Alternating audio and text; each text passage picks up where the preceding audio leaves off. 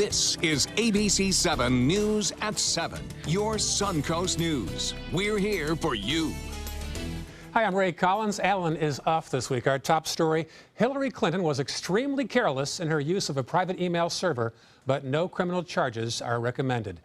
That's the word from the FBI today. That's the conclusion of its investigation of the Democratic nominee. Director James Comey says Clinton was extremely careless and put information at risk that was confidential. The announcement caused a wide range of reactions. Listen. What you're saying is somebody like a Hillary Clinton is above and beyond the law. Any of the rest of us, anybody else in the State Department, they would have faced this. Comey all but said that. Well, it confirmed our belief that Hillary Clinton didn't act intentionally on this, and now it's time to get to work and roll up our sleeves and start the campaigns. The FBI's announcement comes the same day President Obama joined Clinton on the campaign trail in North Carolina. Local news now, an update on the suspicious death just off the North Trail last weekend on Mecca Drive. Sarasota police said the victim was 20-year-old Alicia Veal. Police have yet to release a cause of death. They believe the death was an isolated incident. A call by Florida Democrats to hold a special session on gun regulations won't be happening. Turns out the session doesn't have the support needed. The session was aimed at regulating weapons sales to people on federal terrorism watch lists after last month's Orlando nightclub mass shooting. One House Democrat says a special session wouldn't have been enough time anyway for this issue. Nothing's going to really get done. The whole idea really is just to sort of set, boundaries, set the line in the sand. And I just don't think that's appropriate for now. I don't think it's appropriate for taxpayer money. And I also think it's very, very divisive. Now, holding a special session requires support from 60% of the House and Senate. Republican House Speaker Steve Christopholi says the session was, quote, motivated by partisan politics. Plans are now in the early stage to bring affordable housing to the Newtown area. A commercial real estate broker wants to build 20 new apartments near Booker High School. The site is currently an abandoned 40-year-old warehouse. The housing would be convenient for nearby college students who say they need more affordable housing. But the plan is getting mixed reactions.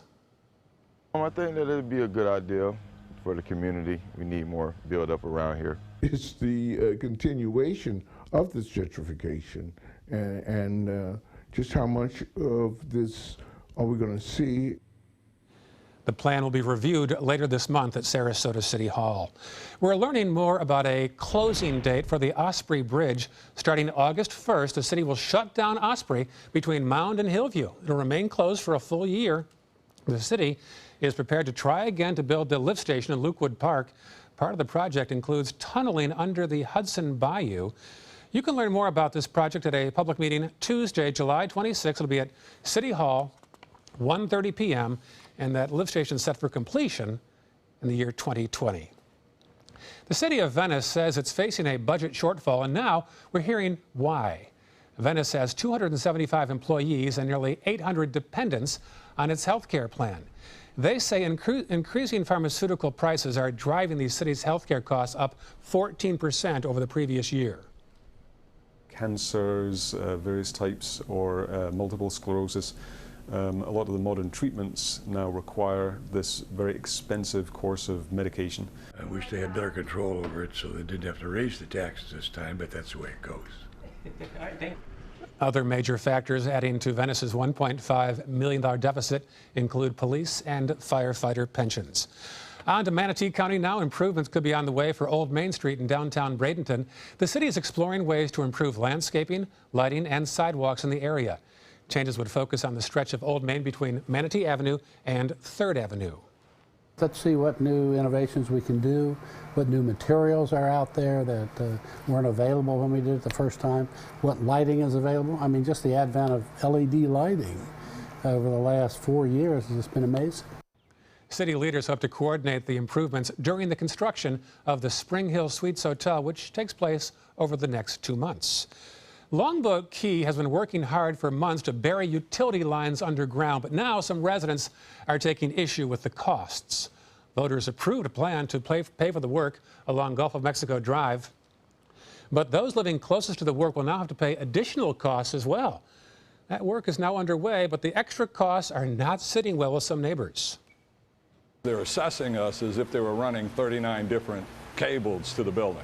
which is unheard of. The benefit is the elimination of that line, burying it underground, and by the way, replacing it with a brand new electrical distribution system.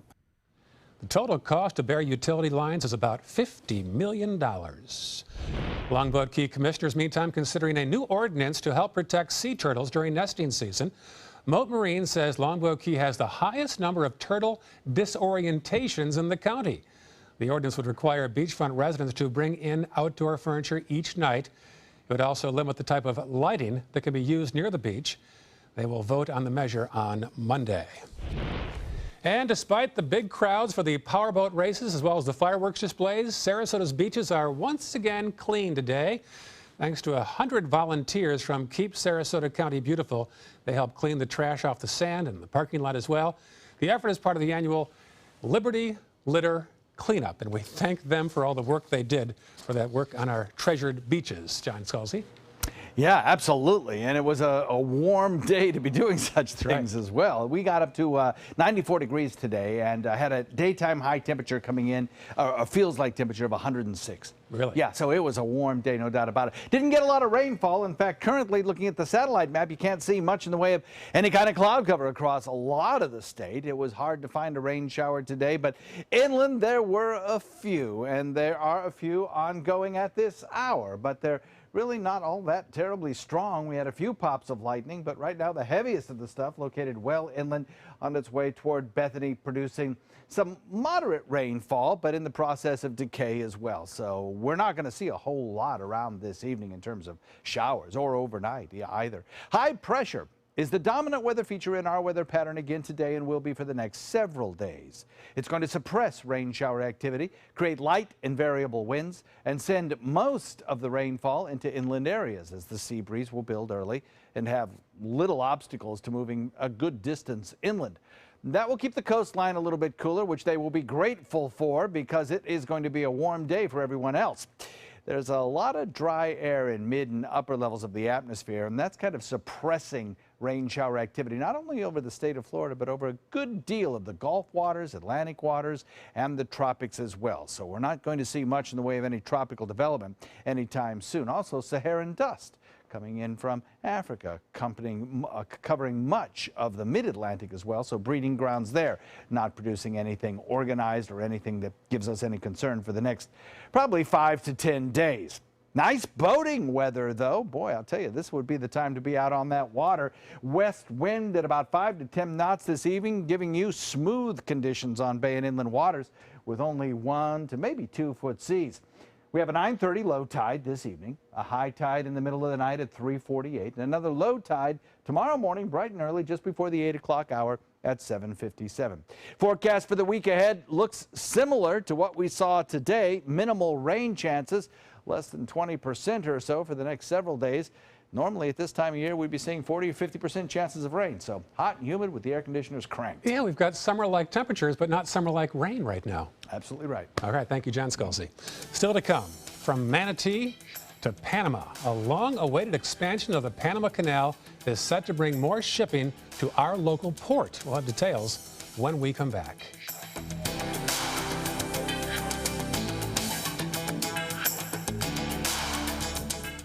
The all-new official Suncoast forecast, only on ABC 7. You know what scares me? No electricity. Yeah, when this magical box suddenly stops working, I call the pros at Mr. Sparky and they send a superhero to save the day. How's it going, Pablo? It's going great, Mike. Pablo possesses amazing skill. He can perform incredible feats at blinding speed.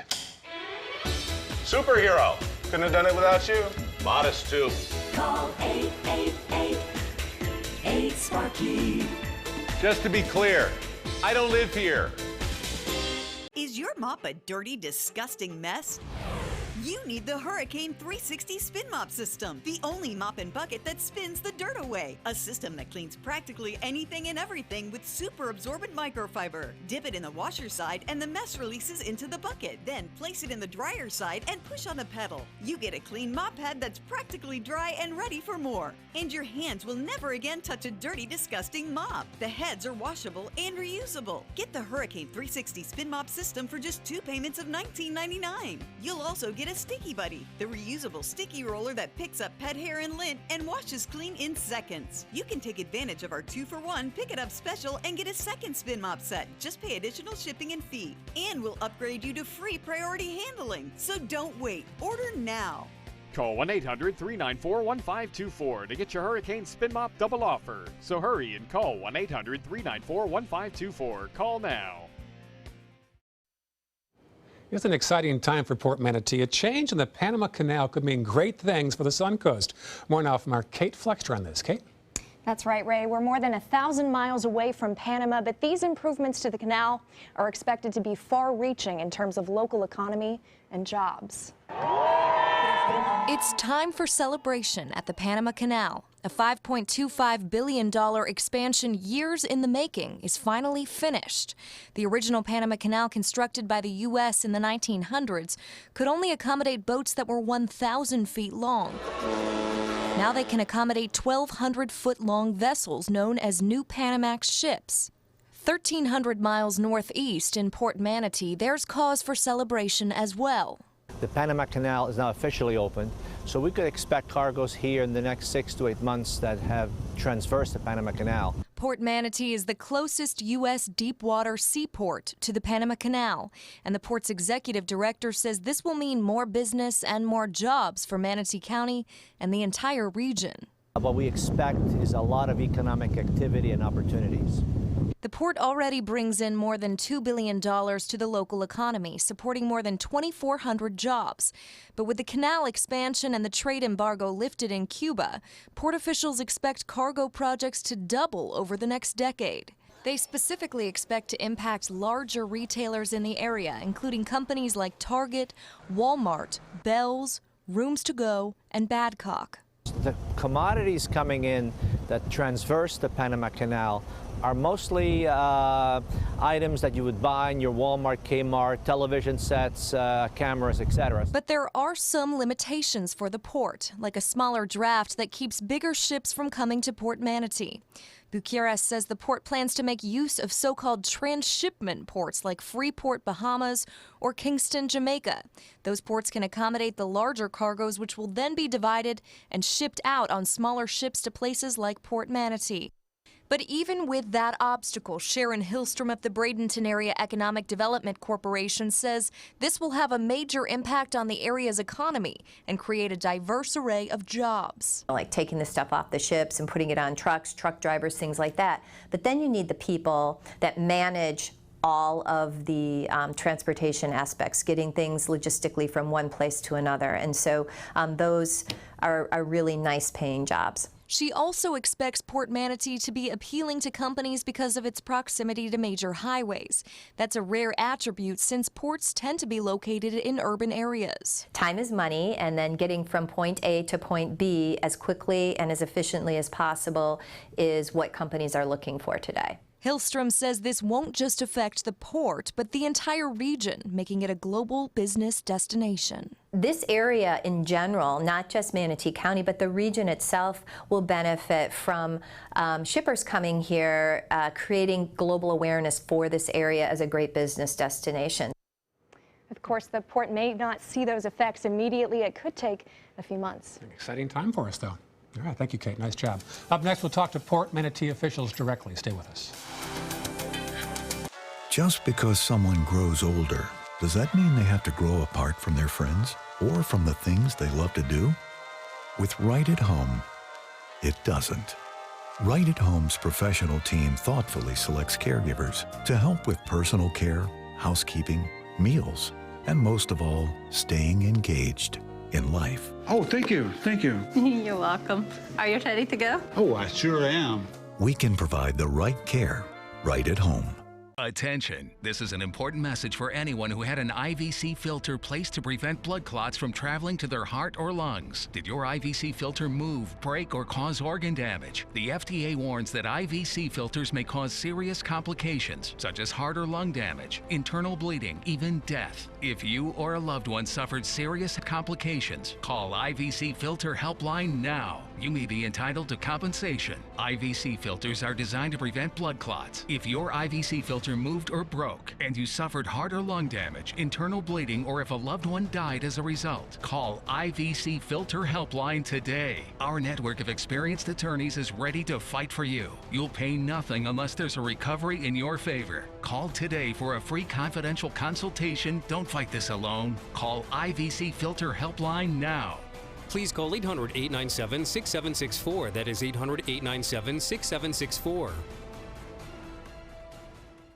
Whether you're a homeowner looking for a professional installation or a contractor looking for top quality products, Sarasota Glass and Mirror can meet your every need. For 42 years, Sarasota Glass and Mirror has been the area's premier supplier and installer of quality glass products for your home or business. As an authorized PGT WinGuard dealer, we know how to protect your home with everything from the PGT WinGuard impact-resistant windows and doors to shower enclosures and decorative mirrors. The Sarasota Glass and Mirror team has the knowledge to tackle any project. For more on tonight's topic, now we've got Maddie Apice, Director of International Sales at Port Manatee, and also Carlos Diaz, the Commercial Director for World Direct Shipping, also known as the biggest client of Port Manatee. Thank you both for being here. Yeah, I like to say the best client. And the best client as well. So this is an exciting time for the port. You said a week ago the first ship came through the expanded Panama Canal? June 26th. I'm lucky enough to be there. Were you there? Yes. Wow. Yes. How long have you been with the port? I came to the port in 2010. Okay, about 6 years. And this has been talked about for a long time. Yes, it's a very exciting time now. Things are changing for you folks. Yes, it has. It's been talked about. We've been doing a lot of work over the years, preparing, not just for the canal, but to keep preparing, keeping your infrastructure up. We finished our intermodal container yard about 2 years ago, and it was dedicated by our governor. And we've expanded our berths, and we have 2 new berths. So we've been doing a lot of work to get ready for some future business. So 2 more berths in addition to the 10 you already had? Or? It's a total of 10 now. 10 now, okay. And last question to you, then I'll get to you, I'm so sorry. The large ships that now can come through the Panama Canal, can they come directly to Port Manatee, or must they stop elsewhere and a smaller ship comes to you? Yeah, what's going to happen is these larger ships, they'll stop at what we call relay ports. It's called a hub and spoke concept. The ship may offload in Colón, Panama. It may offload in Caicedo, Dominican Republic. Could be Kingston, Jamaica. And what they do is they would unload the cargo onto smaller vessels. And we hope that these smaller vessels, which could be anywhere between 3,000 to 5,000 TEUs, those are the type of vessels we would expect to come to Port Manatee. What would it require for the largest ships to come to you? Is that possible? Well, it would require a lot more depth. Depth, okay, yeah. Depth of the water. Right, and that takes a long, long time. Carlos, you're the largest client of Port Manatee and the best one, as you said, from World Direct Shipping. How does all this affect you? I think everything's positive for us. It's going to open up more opportunities for everybody. One of the things that we focus on is short sea shipping. We're going from Mexico into Port Manatee.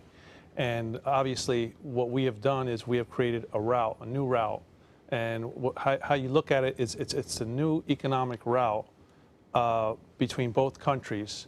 And we're hoping that the U.S. side and the Mexican side will come into fruition as far as warehousing, industry, manufacturing, and everything, and understand that there's a way for them to get their products to market. So I think that in coordination with what's happening and more ships coming into Port Manatee is a positive, because now somebody who's manufacturing within the Tampa Bay area or Central Florida now has got different options, not just Mexico, but maybe perhaps Panama, or even go out to the Far East. Now, this wider canal has a trickle-down effect all across the board, doesn't it? Exactly, and we will be on the bottom part, yes. Hopefully reaping the benefits of it. The receiving end. Yes. It really does have a trickle-down effect. Prime example is if you have a new line comes in, you would need additional longshoremen to unload the vessel. You would need additional truckers. They'd be opening up new offices, managers to handle the whole logistic train. And you also would have more trucks coming in, and these trucks will have to stop and gas someplace, stop and buy food. So it really has a trickle-down effect, but maritime jobs, okay, are much better paying jobs than your service industry. Right. So it's very, very positive, and we look at ourselves as a job creator. Okay, we call ourselves the Port of Southwest Florida because it doesn't just affect Manatee County, it affects counties, Sarasota counties, all the way down to Collier. Very exciting. Do so-called maritime jobs require prior experience? Not necessarily. A lot of times that you train people. Right. Yeah, there's a lot of jobs in the maritime industry, accounting jobs. I'm pretty heavy on having the numbers be counted correctly and stuff like that. Right. So it's not just having people that are experienced in maritime or stevedoring, but also professionals that do accounting and do other types of types of functions. I see. Now, we were talking before the show, and I'm a relative novice to this. You both are experts. We've got to cover 1,000 topics a week, and you've got your one subject. So forgive me, but I didn't realize that with this wider Panama Canal, it wouldn't be allowed for a ship to go from California right through Panama up to Florida. That's the Jones Act, you said? Yeah, the Jones Act stipulates that you can't go from one U.S. port to another U.S. port unless you're a U.S. flag carrier. Now, all these vessels are foreign flag carriers, so therefore they can't go from say Los Angeles into Miami or Port Manatee unless they're a U.S. flag. If they could, would that be a good idea, or would rails still be cheaper? Yeah, the most efficient way would be, if you come to West Coast Port, would be to rail it. But what's important is that there's a lot of business which comes into Florida that doesn't come into a Florida port. So what we're hoping is that with these new ships coming through the canal, offloading cargo into smaller ships, more cargo will actually flow through a Florida port. So we'll be able to capture some more of that cargo. Geographically, do you have any competition? I mean, there's a port of Tampa, I realize. Sure. But it's apples and oranges because they're doing more passenger cruises, perhaps. No, they also are involved with containers. We're all of our ports are friendly competitors. We're all part of the Florida Port Association, and we work together. Okay, Florida has 15 seaports, so we work very hard to talk about the advantages of each seaport and to bring as much cargo and jobs into the state of Florida as we can. You want to climb on that at all? Yeah, I mean, I perfectly agree with Maddie. There's different functions that each port has. I mean, tapping into different markets. One of the advantages for us in taking Port Manatee is the accessibility to southern Florida, as well as the accessibility to 75 to go right up the Midwest. For us, having cargo coming in Port Manatee, we can actually expedite it out. We have a great relationship with the port, with the Customs Customs and Border Patrol, where we can get the cargo out. So there's a lot less congestion, but there's a lot of flexibility. So we have South Florida. We could easily get on 75. We also got, the booming Central Florida area. Right. And of course, Florida is a great market because one of the things is, the population of Florida is 20 to 25 million, but what people don't look at is that there's close to 100 million visitors coming into Florida every year. Busy place, yeah. So now, leaving Panama for a moment, you're talking about Cuba. Do the changes there affect you at all? We're ready, okay, when it's certainly will be legal to move cargo. I mean, the port doesn't move cargo to Cuba, it's our customers that do. So we're the closest port to Mariel, Cuba, which is where the containers will go in. So that's about a 12-hour trip. So we envision, once the embargo is lifted, that just like other Caribbean nations that don't produce much, there could be daily shuttles, combination of maybe passenger ferries, also taking some cargo. And I've heard rumors and speculation over the years that there might be some day where a cruise ship, commercial passenger cruise ship, could come and go from Port Manatee. Is that a long-term goal? Well, we had the possibility of having what you would call maybe a boutique type of cruise ship. Smaller passengers. Okay, maybe something in the 2,000 range.